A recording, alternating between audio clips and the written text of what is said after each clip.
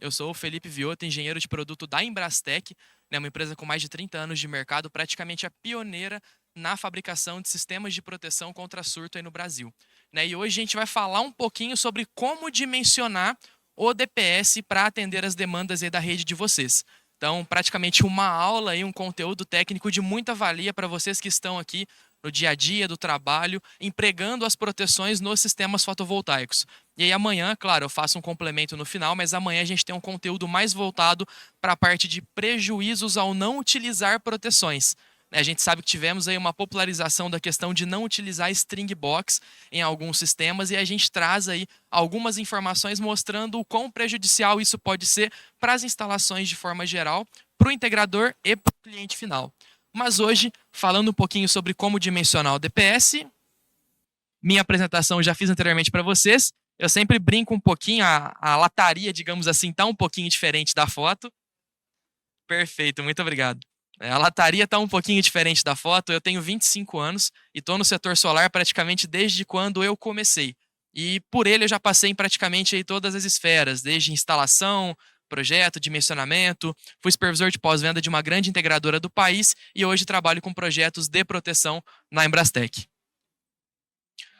E como eu disse para vocês, a Embrastec ela existe desde 1991. Então são mais de 30 anos de mercado focada exclusivamente em proteção. Então hoje nós temos até uma linha completa, convido a todos que quiserem conhecer. Estamos com o stand aqui ao lado, mostrando todas as nossas soluções em string box e DPS de forma geral. E nós temos também uma máquina que é um simulador de impulso, praticamente nós conseguimos ali gerar uma simulação de um raio. E com isso nós mostramos aí a atuação do DPS na prática. Então, para quem tiver curiosidade, no intervalo a gente vai estar dando a passagem ali na máquina.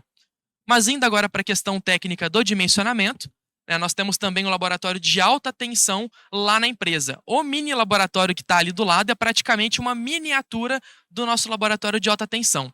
Lá nós conseguimos fazer simulações com até 50 mil volts e 100 mil amperes. E toda essa capacidade serve justamente para trazer a homologação de nossos sistemas. Por exemplo, hoje somos fornecedores aqui da Equatorial e entregamos algumas soluções de proteção para eles. Então serve justamente para que nós possamos entregar um produto com qualidade e homologado junto a concessionárias e também trazendo confiabilidade para vocês. De forma geral, eu vou começar a apresentação então falando por que é importante proteger contra raios. Então vou trazer alguns dados aqui mostrando para vocês a relevância dessa proteção.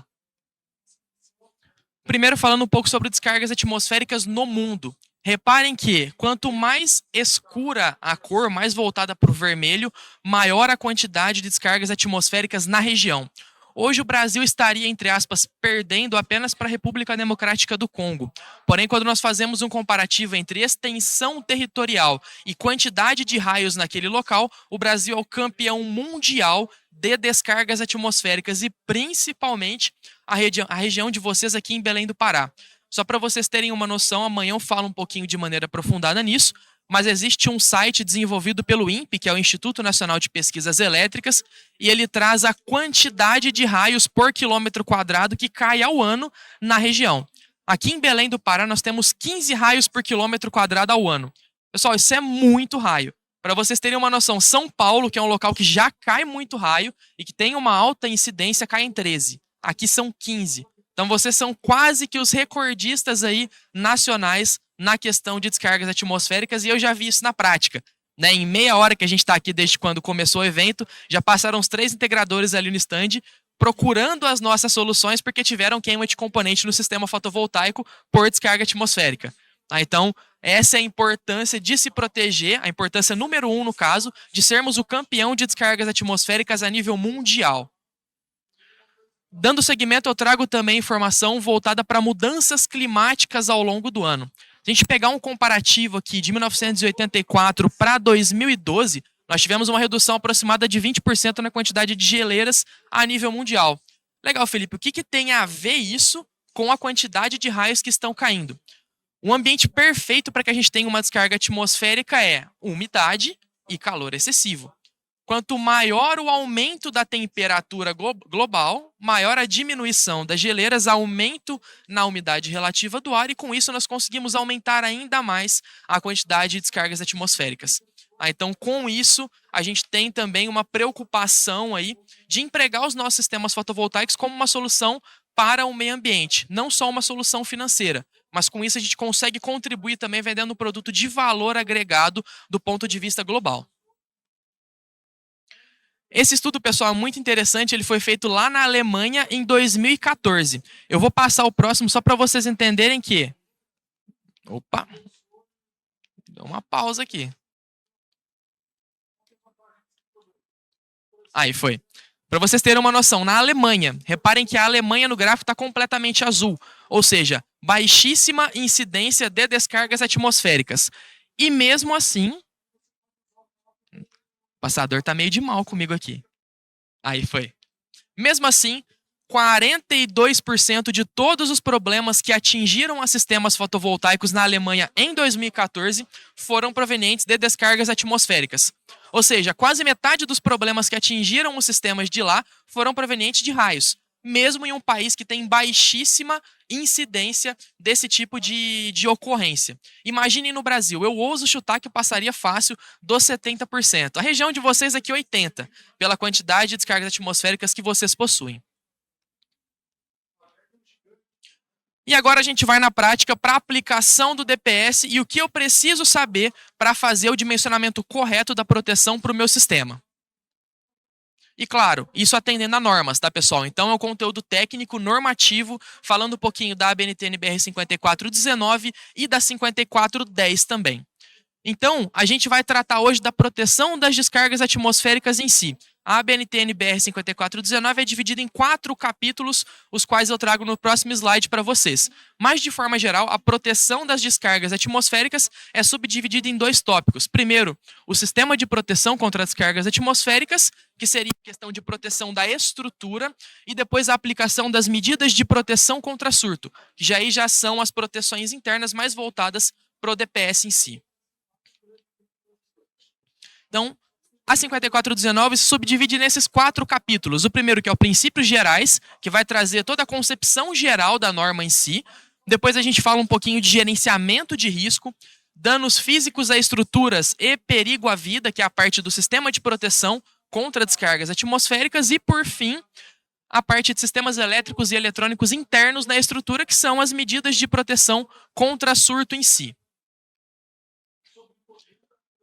Importante, o que eu preciso saber para fazer o correto dimensionamento de um DPS? Praticamente essas 4 informações que estão na tela. Então, primeiro, qual que é a classe ou qual que é o tipo desse DPS, qual que é a corrente de impulso e a corrente nominal dele, corrente de impulso se ele for classe 1 e corrente nominal para toda outra gama de DPS, a tensão de corte, que é o momento que ele vai começar a conduzir esse surto para o aterramento, e, por fim, o nível de proteção ou a tensão residual.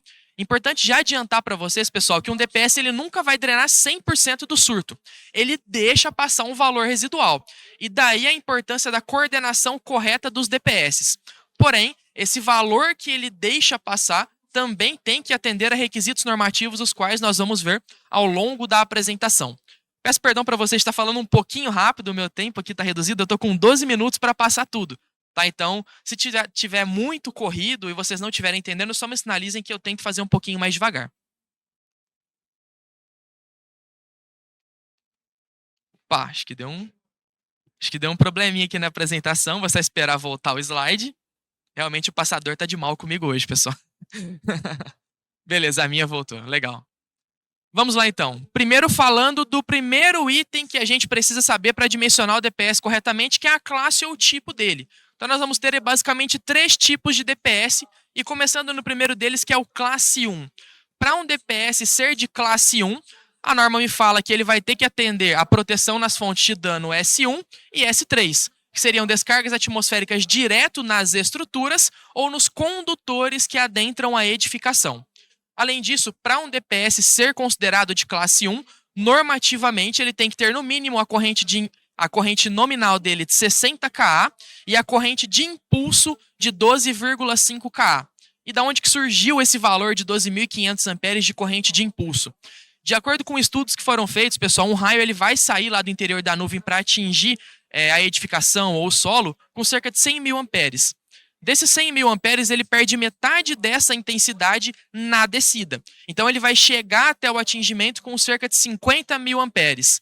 Desses 50 mil amperes, atingindo uma rede elétrica, ele terá possíveis 4 vias de condução, que seria um trifásico com neutro. Então, dividindo 50 mil amperes por 4, nós temos 12.500 amperes por via condutora. E por isso que a norma me pede que esse DPS tenha um 12,5 kA de corrente de impulso.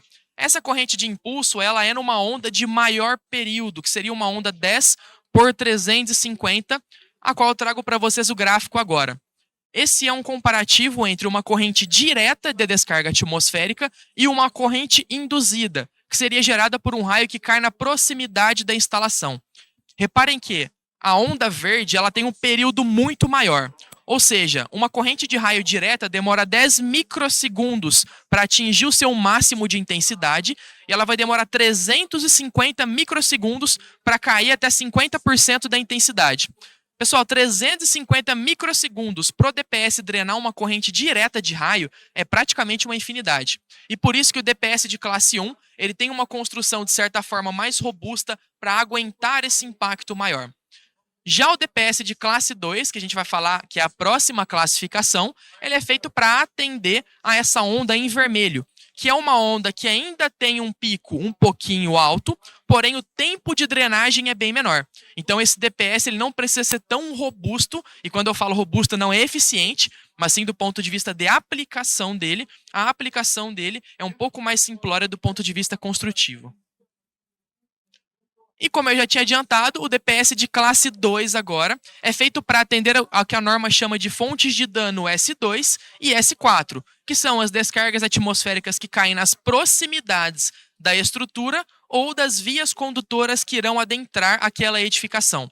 Então seria a geração de um surto por meio da indução de um raio que cai na proximidade. Para um DPS C de classe 2, a norma me pede que ele tenha, no mínimo, uma corrente nominal de 5 kA, ou 5.000 amperes ensaiado na onda de 8 por 20, que é essa onda em vermelho que eu falei para vocês, que tem uma intensidade ainda próxima da corrente direta de raio, porém, um tempo de duração bem menor. Além disso, nós temos também o DPS de classe 3, esse muito esquecido pelo público, porém de extrema importância. Pessoal, o DPS de classe 3, ao contrário dos outros dois, ele é instalado em série com o equipamento para fazer a proteção refinada contra todo e qualquer surto que ainda possa atingir esse equipamento. Então, o DPS de classe 1 e classe 2 geralmente são instalados em paralelo com a alimentação, e o de classe 3 ele vem em série. E a norma me fala que ele pode ser ou integrado no aspecto construtivo do equipamento, ou instalado de forma externa. Amanhã a gente vai falar um pouquinho dessa questão de proteção integrada, e eu trago isso focado para sistemas fotovoltaicos ou os inversores que a gente utiliza no nosso dia a dia. Mas hoje, falando de dimensionamento de DPS, em classe 3 nós temos uma proteção completa para toda a linha de dados e a parte elétrica em si. Então, proteção para a linha AC, DC, isso é muito importante para quem trabalha com solar e montagem de quadros a nível industrial também. Todos aqueles comandos DC a gente tem a parte de DPS para fazer a proteção. Quem trabalha com CLP sabe que queima muito cartão de CLP. Né? Então a gente tem a proteção voltada para isso também. Proteção completa para a linha de CFTV com câmeras IP e câmera analógica também.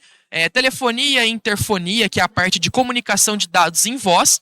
E toda a linha RS de modo geral. Então RS 232 e a linha RS 485, que são padrões industriais, nós temos o DPS específico para essa linha de dados também. Acredito que todo mundo aqui já tenha visto alguma vez um problema industrial de queima de componentes aí da linha de comunicação de dados. Tá? Então isso porque geralmente o pessoal não conhece ou não emprega o DPS de classe 3. Padrão de construção da Embrastec, pessoal, normativamente falando, nós não temos um valor de proteção exigido mínimo para o DPS-C de classe 3. Porém, preocupados com a segurança do sistema, os nossos DPS de classe 3, todos eles, têm fator de proteção de corrente de 20 kA ou 20.000 amperes. Lembrando, para ser classe 2, a norma me pede apenas 5.000 amperes, mas nós, preocupados com a segurança, fazemos o classe 3 com 20.000 amperes, trazendo aí, de fato, uma proteção efetiva para o sistema de vocês. Além disso, vamos falar um pouquinho agora da tensão de corte, que é aquilo que eu retratei para vocês anteriormente, que é o momento que o DPS vai começar a conduzir esse surto para o aterramento. Na linha de corrente alternada, A norma me fala que eu vou pegar esse UC, no caso, que seria o valor da tensão de corte, eu vou pegar a tensão nominal de operação daquela rede e vou multiplicar por 1,1. Exemplo, uma rede monofásica 127 volts. Eu vou multiplicar 127 por 1,1 e o DPS empregado naquela linha teria que ter um valor mínimo de tensão de corte de 140 volts. Mas, comercialmente falando, vocês vão encontrar para a compra o DPS de 175 volts. Para uma linha monofásica 220, multiplicando 220 por 1,1, resultaria num DPS com valor mínimo de UC de 242. Porém, comercialmente falando, vocês vão encontrar o de 275. E para sistemas fotovoltaicos, a norma me fala que eu posso fazer o DPS exatamente com a capacidade de operação de tensão do meu inversor. Então, para um inversor que aguenta 1000 volts na entrada, um DPS de 1000 volts bastaria para fazer a proteção daquela linha de alimentação em CC. Porém, preocupados aí com a segurança mais uma vez, nós deixamos um valor ali, uma margem de trabalho para aumentar a segurança e vocês vão encontrar comumente o DPS de 1040 volts de corrente contínua para o sistema fotovoltaico. Então, recapitulando, para sistema em corrente alternada eu multiplico por 1,1, para sistema de corrente contínua é exatamente o valor de operação de tensão da entrada do inversor. Agora falando um pouquinho sobre o nível de proteção, que é o que eu adiantei para vocês que o DPS deixa passar. Isso tem que atender também a valores normativos, os quais nós vamos abordar agora. Então, começando aqui para sistemas trifásicos 220 ou os sistemas monofásicos com neutro de forma geral. Todo equipamento eletroeletrônico que seja alimentado nessas condições de tensão, eles têm que aguentar na entrada, isso de acordo com a 5410, que é praticamente a bíblia do eletricista. Esses equipamentos têm que aguentar na entrada 1500 volts sem queimar. Então, se a gente pegar, por exemplo, aqui, a parte que está fazendo o projetor aqui, que está refletindo as imagens, o computador de quem está utilizando, televisores, todos esses equipamentos têm que aguentar 1500 volts na entrada sem queimar. Quando a gente pega sistema fotovoltaico, vou passar o próximo slide para vocês entenderem. No sistema fotovoltaico, o inversor que trabalha com até 1000 volts, ele tem que aguentar na entrada dele sem queimar até 6000 volts. Por isso que os fabricantes colocam proteções integradas no inversor. Não é para eximir vocês de utilizarem a string box, e sim para cumprir com a norma 5410 e fazer com que esse inversor não queime caso ele tenha uma parcela do surto atingindo ele. Lembrando, uma parcela do surto. Por quê? Um raio, pessoal, vai ter uma capacidade muito maior do que essa suportada pelo inversor. Tá? Então é exatamente por isso que a gente tem a importância da utilização da string box. E amanhã eu vou aprofundar um pouquinho nesse tema, porque hoje eu tenho exatos 3 minutos. E só para a gente finalizar, eu falei dos sistemas monofásicos aí com neutro e sistemas trifásicos, alimentados aí de 380 até 480. O equipamento vai ter que aguentar 2500 volts na entrada sem queimar.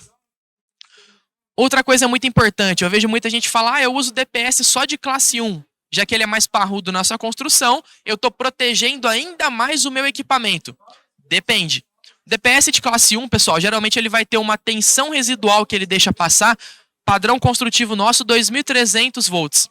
Se o seu equipamento aguenta 1500 volts na entrada alimentado com um monofásico, ele vai queimar, só com o residual do DPS. Então, daí vem a importância de fazer a coordenação dos DPS conforme requerido em norma. Que a gente vai falar um pouquinho sobre isso agora. Que essa é exatamente a parte da zona de proteção. Então, como saber qual classe do DPS que eu vou empregar em cada local? Primeiro, se a gente pegar a zona 0B e a zona 0A, a zona 0A é praticamente toda a atmosfera e a zona 0B é a parte externa à minha edificação. Para você seria essa cor praticamente um alaranjado claro. Da transição da zona externa da edificação até a entrada da edificação, que é a zona 1, eu emprego o DPS de classe 1, que é aquele que vai aguentar uma pancada maior, que tem um aspecto construtivo um pouco diferenciado. Então, recapitulando, da rua, por exemplo, pegando o hotel que nós estamos aqui agora, até o padrão de entrada, no padrão eu vou ter um DPS de classe 1 para fazer a proteção dessa linha de entrada.